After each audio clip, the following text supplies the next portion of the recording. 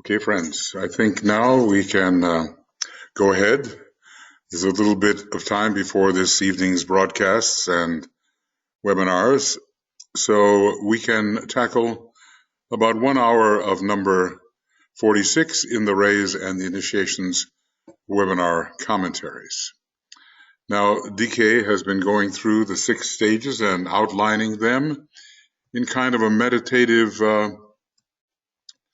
form for us, a condensed form, until we finally get what has to be done. And the danger is, of course, that we will, I've done this, leave out important steps which form the foundation of the whole process. So let us be slow and exacting in the beginning so that we do not forget these steps.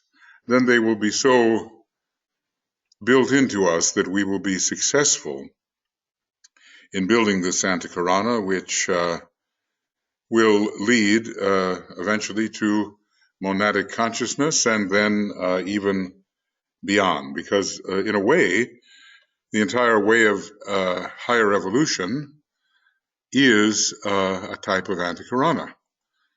I might put that in. The way of higher evolution is only I think if I put it in, I better put it in red. The way of higher evolution is a kind of antikarana. So Master DK goes on. Here I would touch upon one important point connected with all words of power. I could give you these words in their ancient sense of form, but it would not be possible for me to teach through the medium of writing the ancient and peculiar pronunciation or the note upon which they should be sounded. So this will have to wait until in-person teaching is possible. And the note is probably one of the 7 notes which are looked upon variously by different people. The oftentimes C is associated with ray 6, D,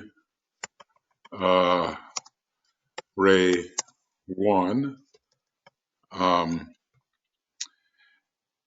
E, let's see if I can get this correct, E, ray 4, okay, I'm just going up the scale here,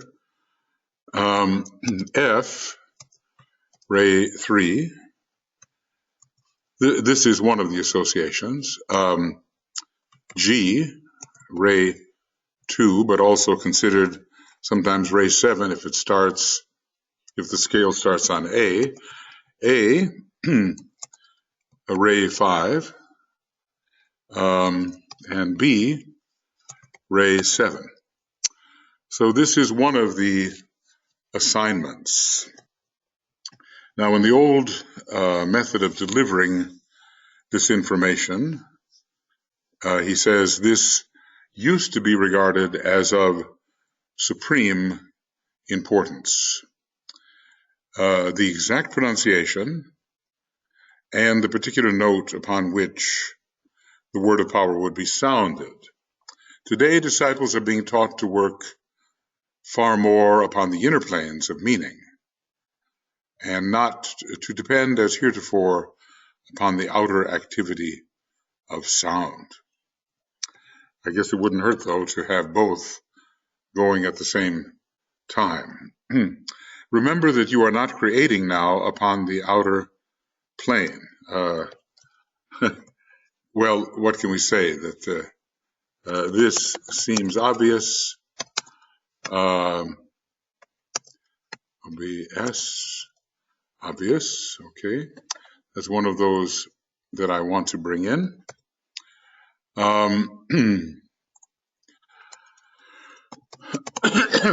But then why is Master DK reminding us of this? I guess because we're so used to creating on the outer plane that we may lapse into that kind of activity again. The physical sound or sounds are therefore of relatively no importance. Maybe if these were sounded inwardly on the correct note, perhaps if these notes were sounded inwardly on the correct note, then they would be more useful and powerful.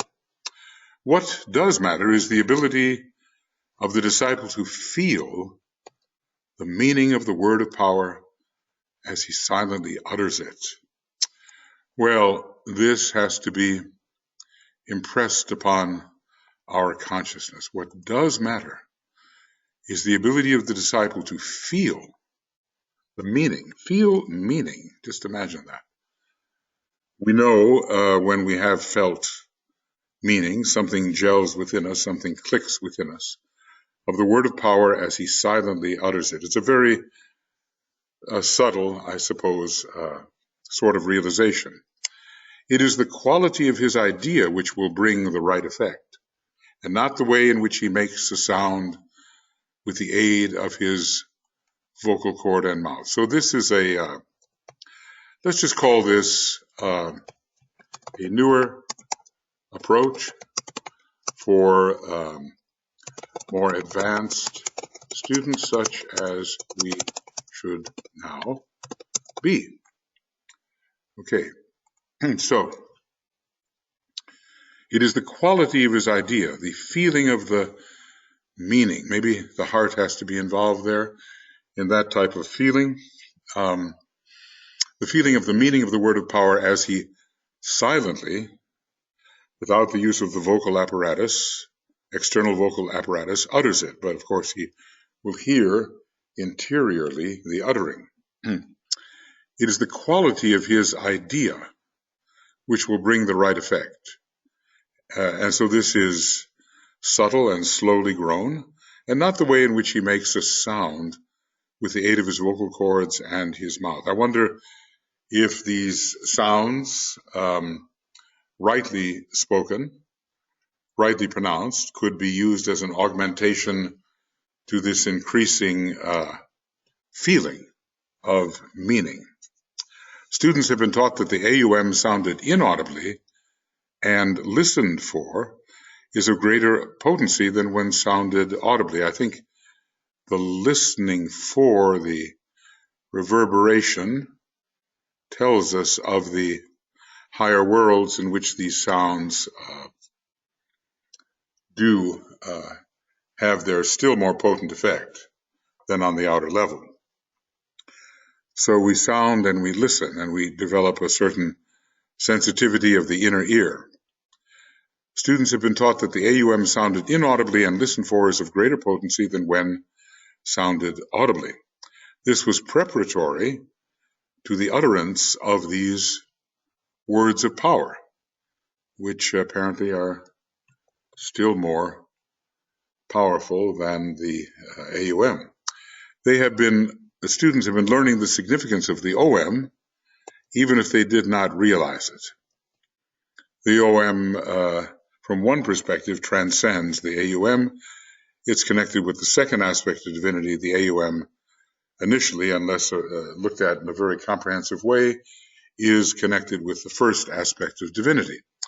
This was all in preparation for the use of the ray words. So by following DK, we are building, even if we do not know we are building. It is the thought behind the form, the registered feeling anent the words, and the understanding of their significance which are of importance. So here he is releasing us from the kind of exactitude required in the earlier days, released into the world of meaning, and that is more and more into the world of soul. The world of soul is the world of meaning. The triadal world, the world of significance, the monadic world, the world of being, and ultimately the logoic world, the world of ultimate causes on the cosmic physical plane. It is the ability to think, to feel, and silently to send out the call of quality to quality, of meaning to meaning, of nature to nature, of form to spirit, which matters, remembering ever that that which is found upon the physical plane is not a principle, rather,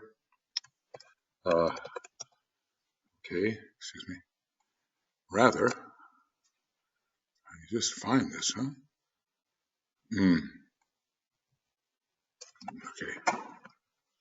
Okay. Rather, it is an aggregation in unprincipled matter. The physical sound is not that which will lead to a successful building of the antikarana. It is the quality of a particular type of subjective nature.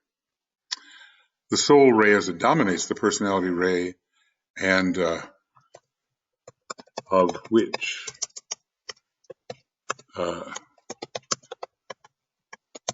we must become aware,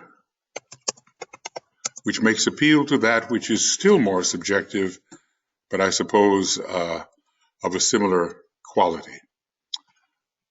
So here Master DK is telling us some very important things about subjectivity, which we may easily overlook because we have a bias to be objective rather than subjective. The physical sound is not that which leads to a successful building of the antikarana. It is the quality of a particular type of subjective nature, and that type is the type of the soul and its ray, which makes appeal to that which is still more subjective. And that is what in truth accomplishes the work. Well, let's just say the spiritual triad is still more subjective, but of the same quality as the soul ray. The rays are the same, and this we can see if we read carefully in Esoteric Psychology, Volume 1, page 168 and 169. So we want to know what really accomplishes the work. What really accomplishes this work? That's what we want to know. It should be borne in mind that from the angle of the spiritual triad, the soul nature is definitely objective, the soul nature in the egoic lotus is found within the dense physical body of the planetary logos. And only one part of the spiritual triad, the monastic permanent atom, is found within the dense physical body of the solar logos, but not the dense physical body, I think, of the planetary logos, which is constituted of the 18 lower subplanes, of which there are 49 altogether on the cosmic physical plane, but the 18 lower constitute the dense physical body of the planetary logos. This is a statement of occult fact, which will be better understood when the nature of man, as taught in the occult sciences, is admitted by thinkers, scientists, and psychologists. They will do the necessary research, which will relate these occult facts to form as we know it. Okay. The point I wish to make is that no particular word is going to be given by me because it would be useless. Unless we could enter the world of meaning as related to that word. And I think what we'll do here, world of meaning, put that in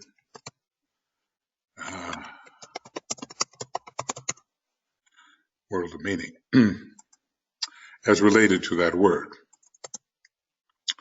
The OM is useless to most people, even though trained students may now be deriving benefit from its use. This is, we call this OM, the sacred word. And it is somewhat in advance of the first use of the AUM, which relates to the third aspect, whereas the OM relates to the second aspect, and the O, pure and simple, relates more to the first aspect and to I would call it a Jupiterian modification of the first aspect. This general uselessness is caused not only because people do not use the word correctly, maybe in the outer sense, but also because even when using it, they are not holding its significance firmly in consciousness. So, Master Moria reminded us that the mindless taking of vitamins is relatively useless compared with the conscious taking of such vitaminous substances, and thus it is with the word as well. So what's he telling us here? When we sound the OM, we must firmly hold its significance in mind. So I'm going to SIGC, I'll call this significance. And I suppose SIGT, sorry. Okay, so SIGT would be significant. Okay, the world of significance, the world of the spiritual triad. So let us remember this when we're sounding the OM, or even the AUM. What really is it for? What's it supposed to do? And we will avoid that sort of automatic, mindless sounding of words of power. Mantrams that are embraced by our consciousness in terms of their significance are potent, much more potent than simply a repetitious sounding. And so it is with the word of power. We must hold the significance in mind when we sound a word of power. We must feel the meaning and hold the significance in mind when we sound a word of power. Of what use would it be if I attempted to give the word of the first phrase, which looks, when presented in its symbolic written form, something like this: ukritapklisti. Oh my goodness. Ukritapklisti.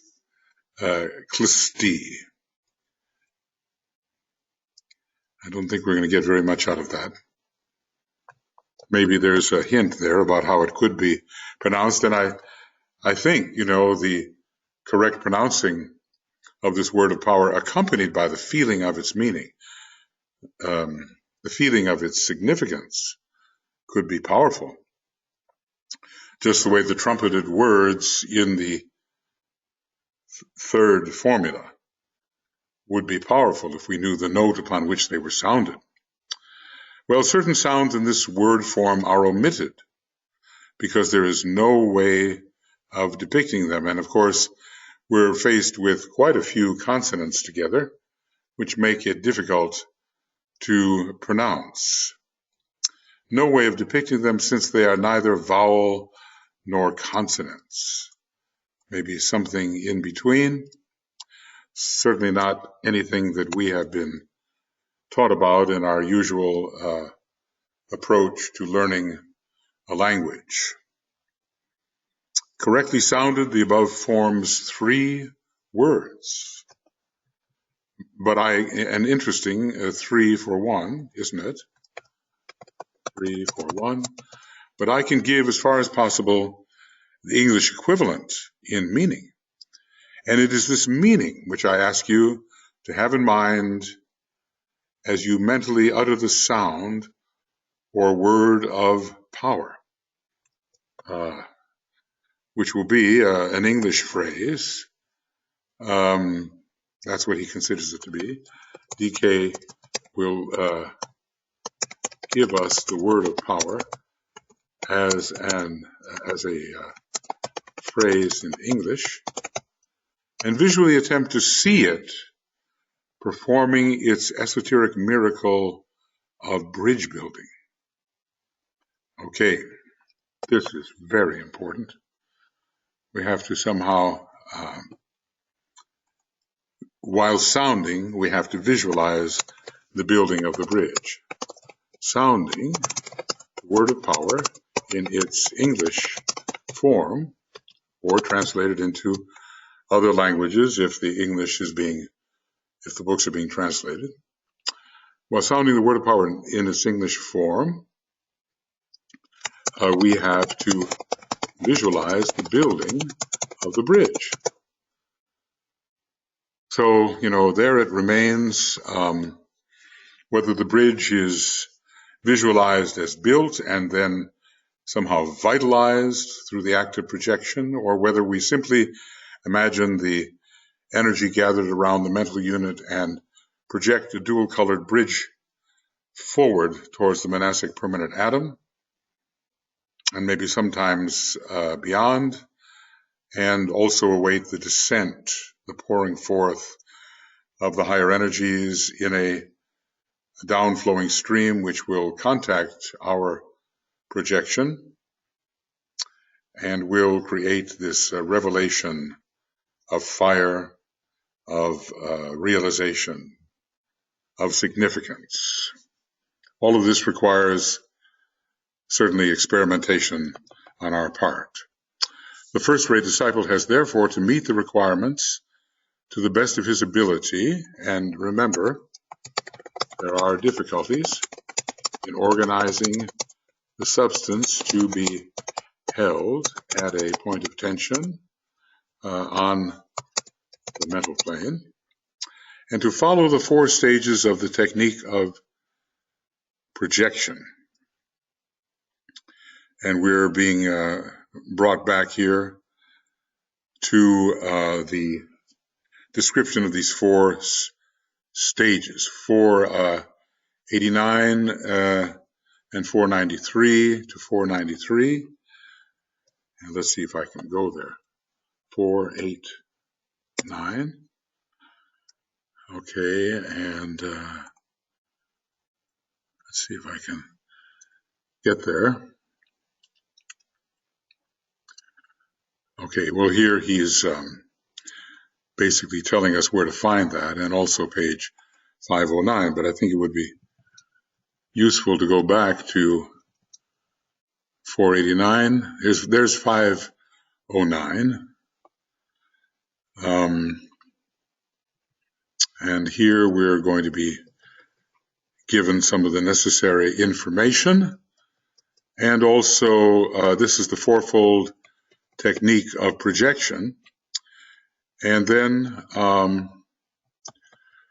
we're going to go back to 489, where he says he's describing this as well.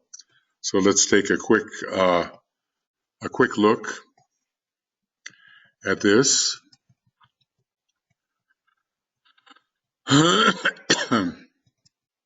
It's quite a ways back there, isn't it?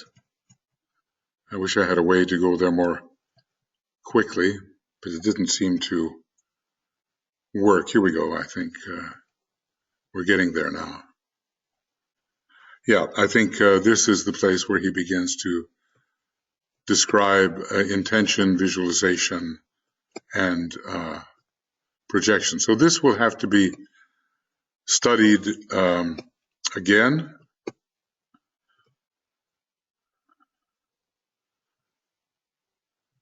Yes, right here.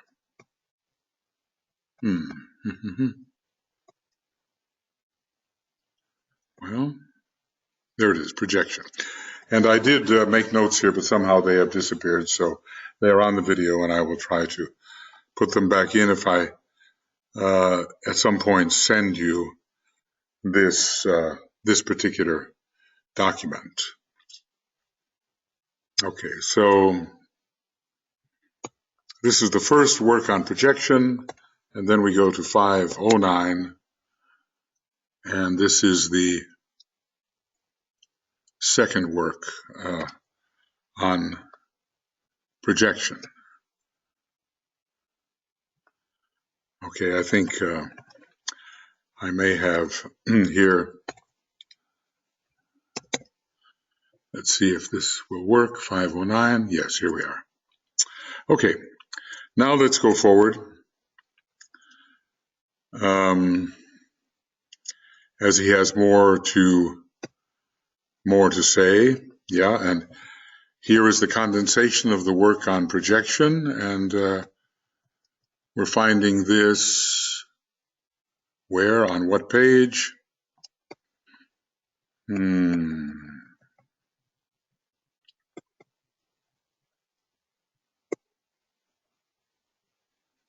Well, somewhere around 512, 511. There's more work on projection. Okay.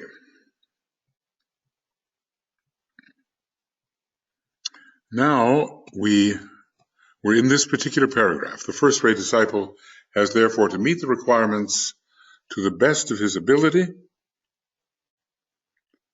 and to follow the 4 stages of the technique of projection. And we might also add in here, add 512 and 511 and 512. Well, obviously this will have to be restudied carefully. When he has faithfully followed this outlined routine, personality and soul fusion has to be consciously attempted and to some measure achieved, because this is the foundation. The soul infusion of the personality and the integration of the personality, these must be the foundation. The personality and also the soul infusion, the personality, has to be consciously attempted and to some measure achieved, and then the blended factors are held steadily in the triadal light, which is accessed by visualization to a degree, and also by projection. All of this is done in the realization of the light of the triad. Okay. Another point of focused intention is now brought about, resulting in a new and still more dynamic tension. We began with tension, and now there is an increase of tension, and it becomes more dynamic. There is an additional increase of tension. In the completed silence which results, I suppose through the act of visualization, the act of projecting the antikarana is performed. So this is done in an atmosphere of internal silence. The act is performed, and it is then carried forward on the impetus of the word of power. Now, when we use the word of power, we are no longer dealing with completed silence. The symbolism connected with this lies behind the Masonic usage of the words translated into English, so mote it be. It's the seal of affirmation. It's a kind of a fiat that demands that what has been proposed will be accomplished. Uttered with the right hand stretched forth, that's the gesture of will, and signifying the embodied will of the lodge, which is more powerful, of course, than the will of the individual in the lodge, itself a symbol of the will and purpose of the Most High. And the Most High is considered to be, in this context, well, it is the first ray Lord from one perspective, but it's also Sanat Kumara. So we are dealing here with the descent of the will and its objectification through the individual, the lodge, and the Most High. So there is a dynamic tension involved in this projection. A dynamic tension is involved in the projection. The meaning of the word of power to be used at this point of accomplished projection might be summed up in the words, I assert the fact. Well, much could be pondered here. Of course, the first-rate type has the tendency to state the facts, regardless of the reaction of those to whom the facts are stated. This is the nearest form I can give you for the word form earlier mentioned, this uk.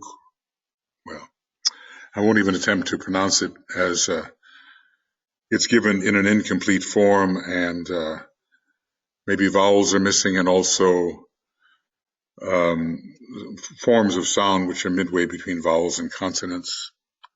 A little deep reflection on these words will show that if uttered with an understanding of their meaning, they are of terrific potency. Now, of course, we want to assert the fact from the higher levels. The assertion of the fact cannot be a personality assertion. So what is it that the disciple who utters them assumes? He assumes because he knows something, and then asserts because he has felt, he has felt the meaning, he has felt the presence. Let's just say he has felt the presence of these factors. He asserts that the spiritual triad is a fact. The relation between the fused and blended personality and soul is a fact. It is real. It exists. It's not tentative. He asserts that the Antikarana is also a fact, that the dual expression of the basic duality of manifestation, personality or form, and monad or spirit is a fact. Nothing is left in a tentative position because he has felt into these factors and understood them to be facts. The will of the monad is the factor to be evoked, and the fact that this will become factual. He asserts the knowing, purposeful one can be depended upon to contact the instrument of its will upon the physical plane. So this is reliance upon the evocation of the monad. And when it is felt to be so, the work is done. It is felt to be accomplished, the work is done. So all of this is of tremendous potency, but we have to take it beyond the theoretical apprehension of these things until they are felt. So let's say we must move beyond theory into a felt apprehension of these factors. And I wonder how many of us know, beyond the tentative, beyond the theoretical, that the spiritual triad is a fact, that there is a blended soul personality occurring within us, that the antikarana is a fact, that the spirit matter, personality or form, is a fact. Do we have any idea of what the will of the monad really is like? That monad, as the purposeful one, will act if the point of tension is sufficient. We believe that, and can we assert it as factual? And, well, we haven't finished the work yet, so we cannot assert that. The factual assumption is not faith, but knowledge and conviction. And upon this realized conviction, the disciple rests, acts, and depends. He has some knowledge and from some knowledge, some degree of certainty arises. It becomes an unalterable and unchangeable attitude. The meaning of the above sevenfold statement will become clearer if the disciple will ponder the distinction between faith and conviction. Faith may be the substance of things hoped for and the evidence of things unseen, but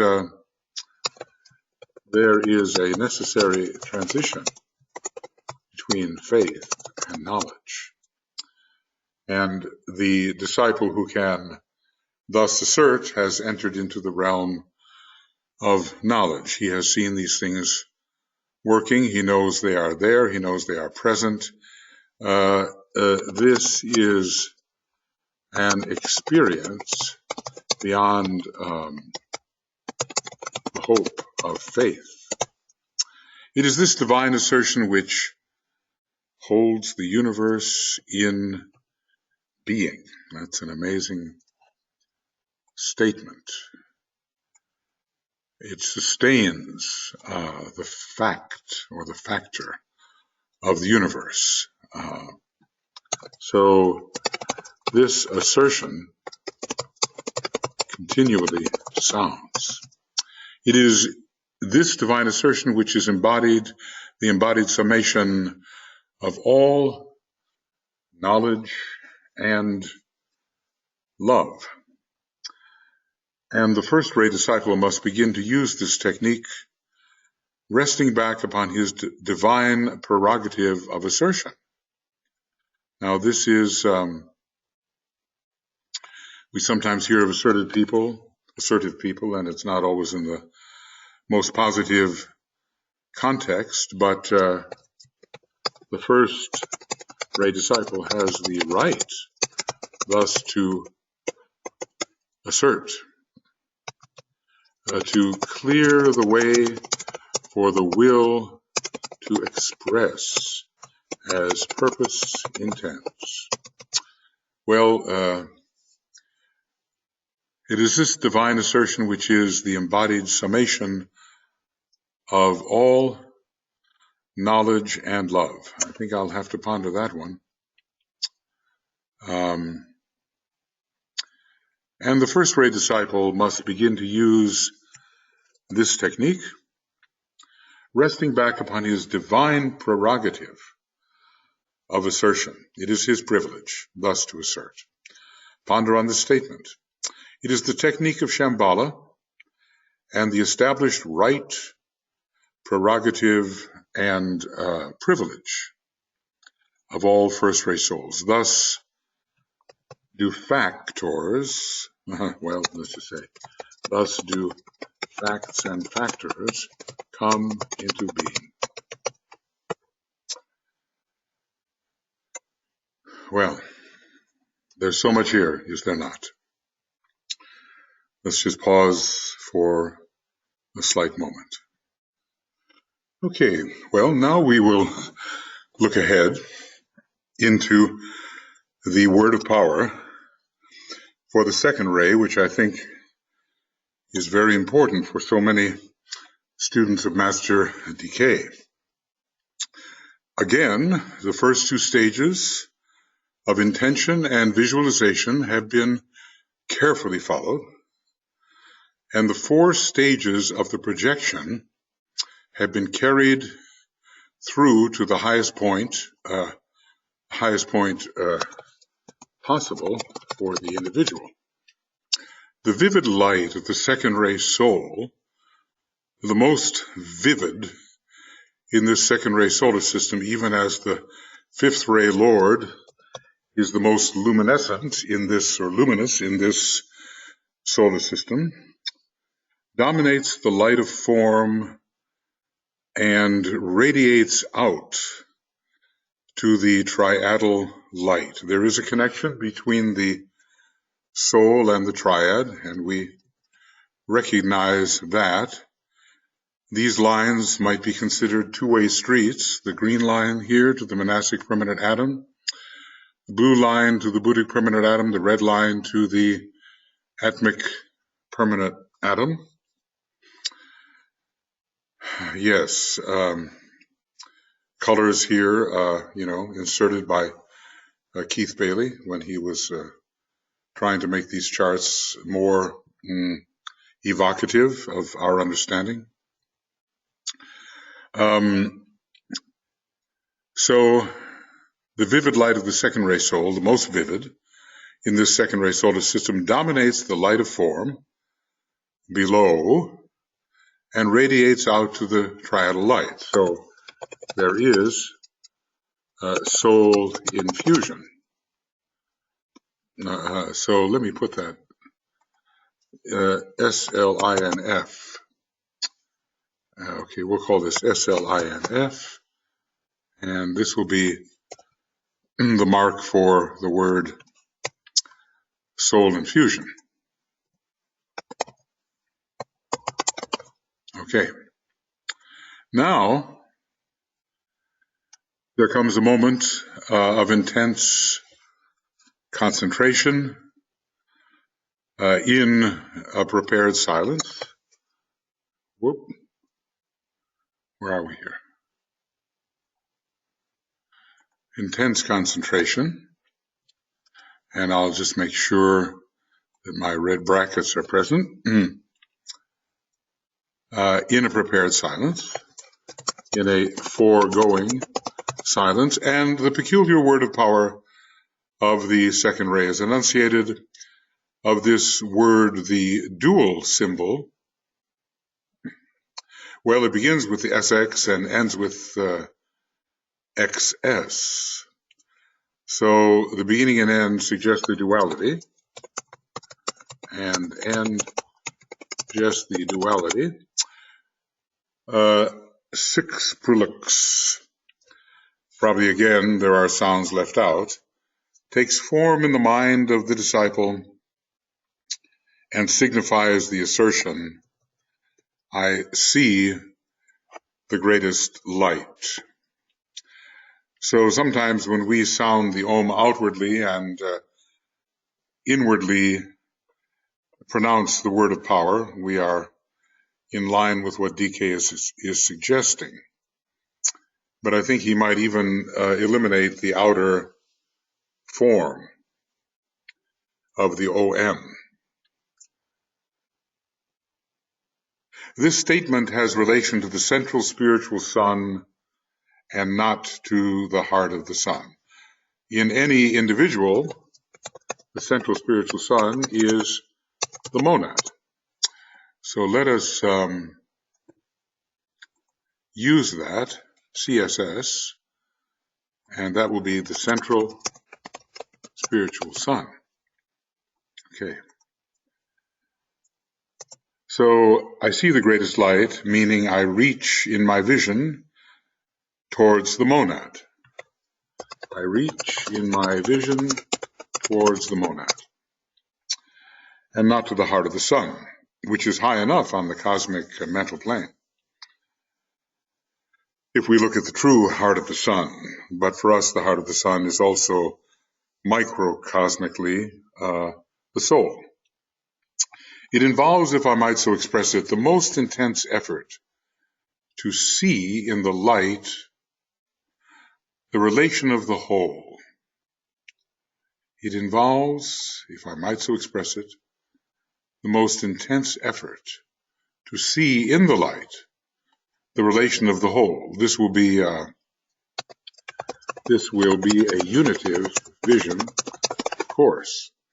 And this is one of the most potent experiences to which the disciple can be suggested. The macrocosmic whole is all there is. We learn in Rule 5,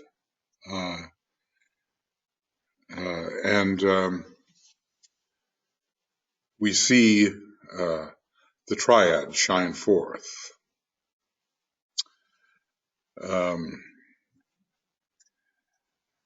So this is a very inclusive experience.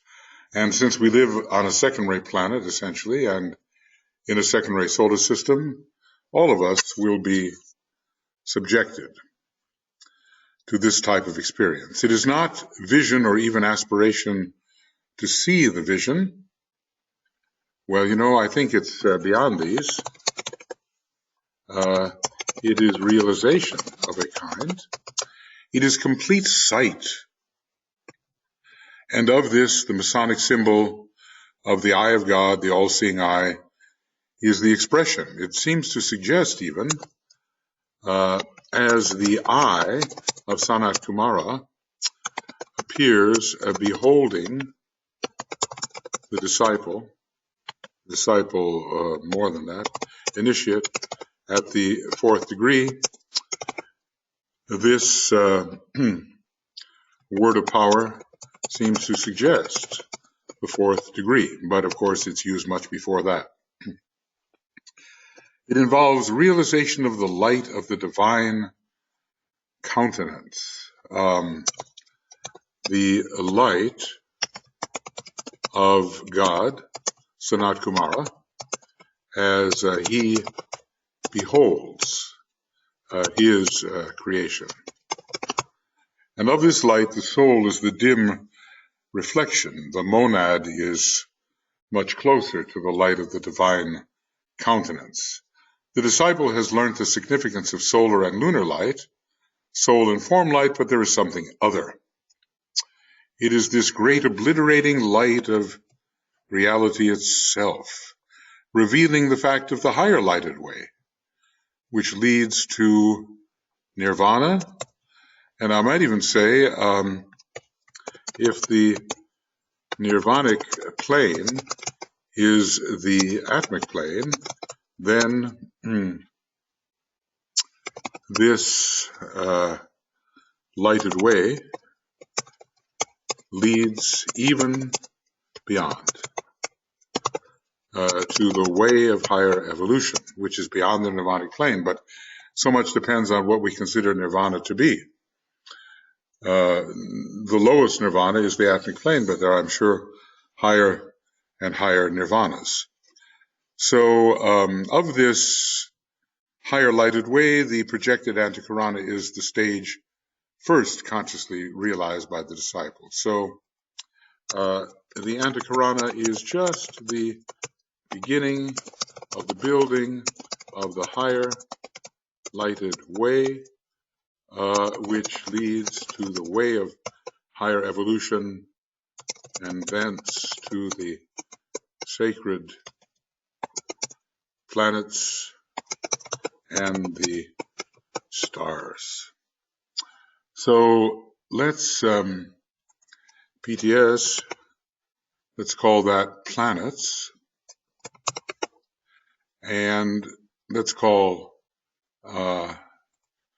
SPTS sacred planets.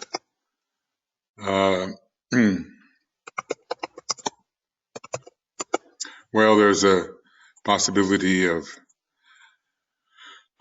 writing a number of things here. PT, let's call that planet, and let's call SPT sacred planet. Oh, SPT is already spiritual triad. So SPN,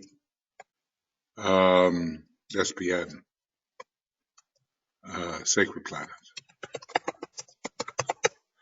All right. So the antikarana is the stage first consciously realized by this way, which leads to the great obliterating light. Now, obliterating light, remember, rule 5, when we have these words, hiding all difference and blotting out all form.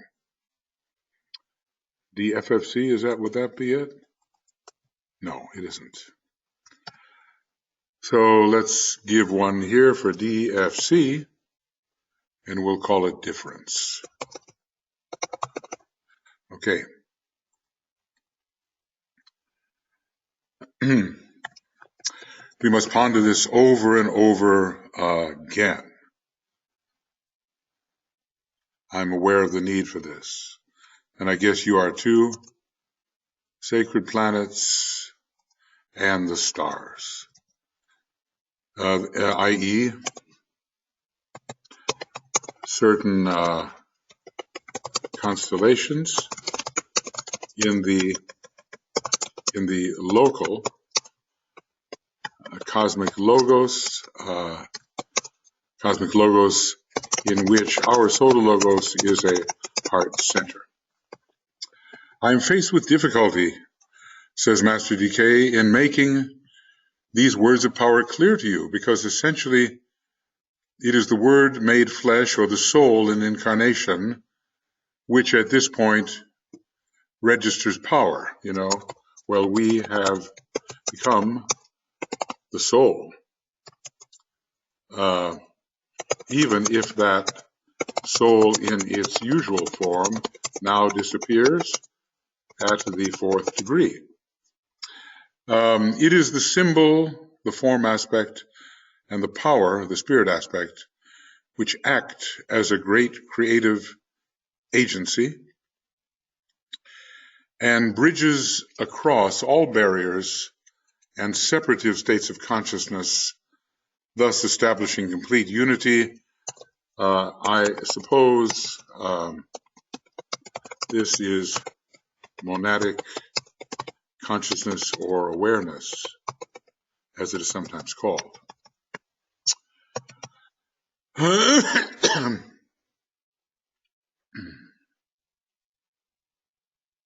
I am faced with difficulty in making these words of power clear to you, because essentially it is the word made flesh, or the soul in incarnation, which we have to become and register power.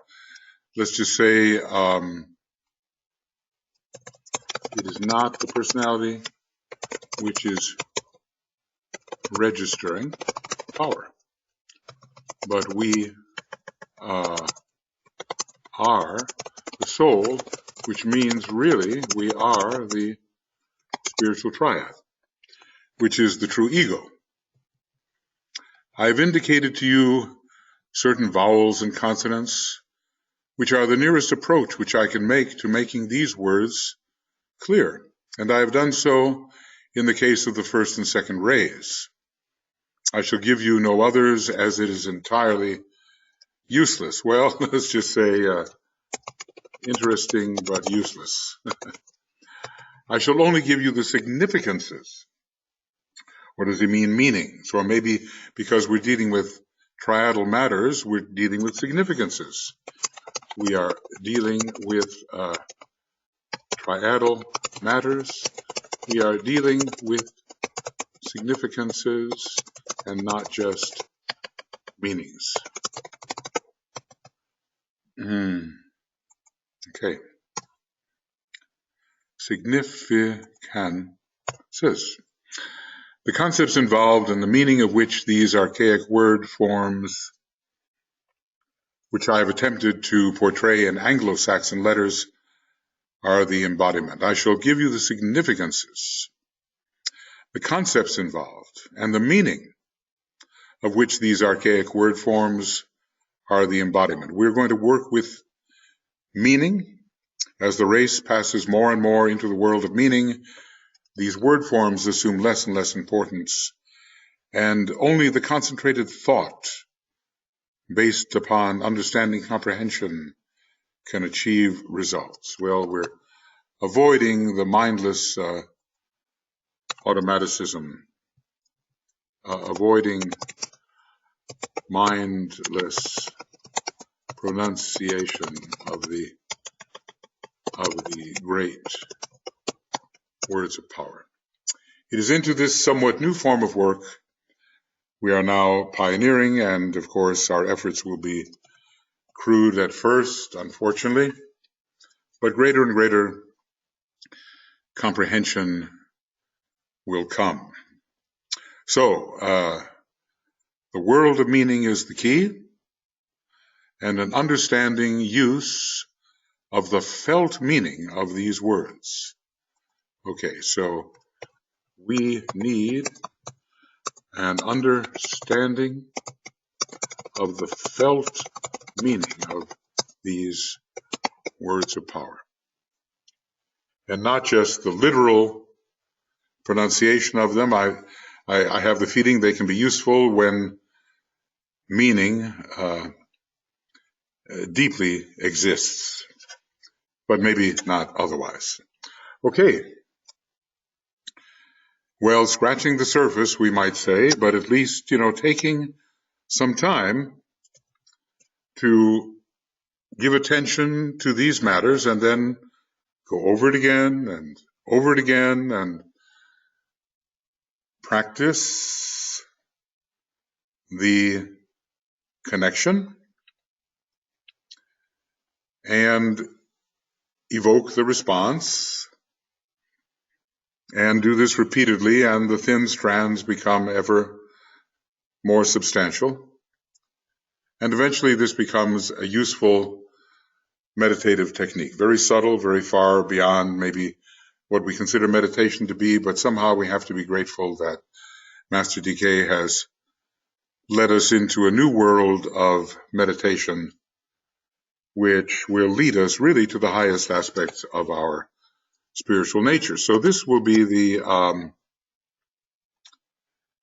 end of Raised and Initiation Webinar Commentary number 46. It's done again on 21st of January 2017, and the pages involved take us, I think, from 513 to what? To 517. Pages 513 to 517. And then we'll have the beginning of Raised Initiation Webinar Commentary sometime before long, number 47, on some day in January 17, pages 517 to we will see what. Well, I know that we're just scratching the surface here, but I hope to offer a few relatable thoughts which will help us make these processes factual in our approach to the interior heights of our energy system. And we will then bring ourselves into a state of complete alignment from the monad all the way down to the dense physical nature, and that will bring power, understanding, wisdom, will, the apprehension of plan and the apprehension of purpose. Those will be the results of creating this kind of necessary alignment. So we'll say goodbye for now. This is just an hour-long program, and we will continue with number 47.